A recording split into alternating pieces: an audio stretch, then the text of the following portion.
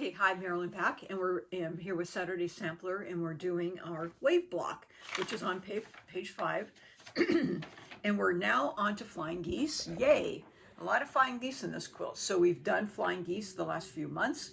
So of course we're not going to be going into the details, but I'm just going to be showing you that you have to gather for flying geese A and B.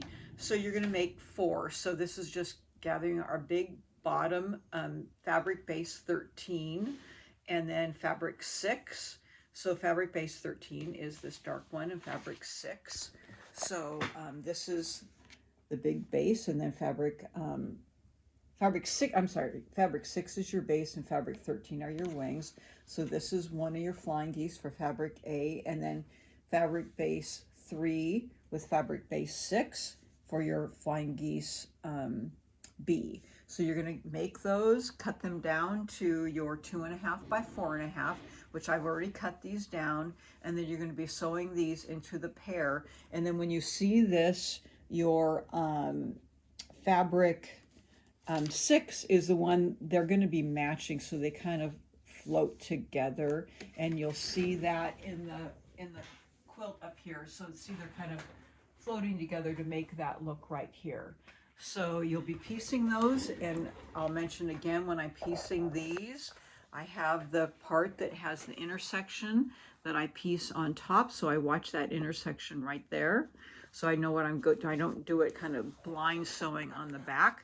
I do it on the top like this. And then when I'm pressing, I press to the side that has no piecing on this side. So, well, it has piecing here, but I press that way, so it's sitting a little flatter. Okay, so I'm pressing out that way, and I do that for all 4, and you're going to be having the 4 going around your quilt like that. Okay, and then I'll just set that one here, and then that one here. So that's your flying geese. Then it will be going around your center once you make your center. Okay, so the next one is making your center, and you're going to be taking, and we've done this now, it's a square and the square again, so we've done this a few times already. So you're going to take your 3 3/8 inch fabric 13, and that's going to be going in the middle, and you're going to be taking and using that with your fabric 2 triangles. And again, you'll first be piecing this side to this side, and you'll be, I press that mark in the middle and lined up those middles and pressed them out and squared it off. And then again, press that line in the middle and the middle, match those up, press them out, and then I marked my 1/4 inch and then cut that down to 4.5 inches. And we've done this a few times, and hopefully that's working out well for you. And I put that in the middle. Now again, we will have precision piecing when we piece that together to match that point up with that point up with that point, all the way around. Okay, and you do want to do that correctly, because if you don't, you're going to see where those aren't matching. So I do pin those precisely. Okay, so now we're going to make our half square triangles, and we're going to be using our fabrics 2 and 11, which are these 2 fabrics here, and these are your 3 1/4 inch squares, and you're going to put 4 and 4 together. So when I'm marking them with my magic wand, I'm marking the light fabric, because of course it's easier to see, and then I'm sewing that onto my dark fabric, and you're going to be making 8 half square triangles. And then when you have those made, you'll be putting those 2 together, and then you have your 2.5 inch squares of fabrics 2 and 3 on opposite sides, and you'll be sewing those together. And then I press to the unpieced side, so I'll press to this side and that side, and then piece those together. Okay, and those are for your outside corners. So you see those here, and those will be the last thing that you make. And when you lay this out, so you have 3 fabrics that are the same on your backgrounds.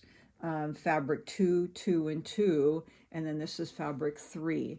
And fabric 3 is meant to be the one that's facing inward. So you have fabric 2 here, and then fabric 3. So it's kind of not really meant to match up like that. I guess you could, though, if you wanted to. but it's really meant to have fabric 3 facing inward. Okay, so you can see that right here.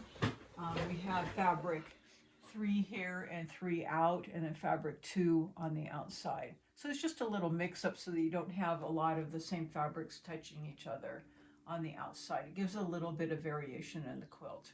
Okay, so this is your precision piecing right here to get those points to match as best you can.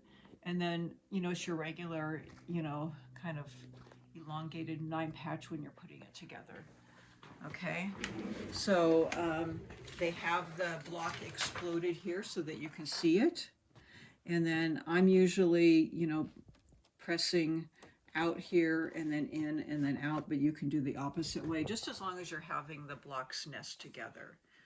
And then I'm spraying it. It should be 12.5 inches once you have this piece together, because when it's finished, it will be 12 inches. Does it matter? Everybody should be shaking their head. Yes, it does matter, because all these, you know, have to fit together, because we have sashing that is going to be a particular size, and it's pieced when these fit into the blocks. Okay, so I'm going to get to the cutting next of the next block. As I said, it's the same block, but we have a little bit of different colors. So the cutting switched up a little bit different on the colorways. So I'll see you back here in a second.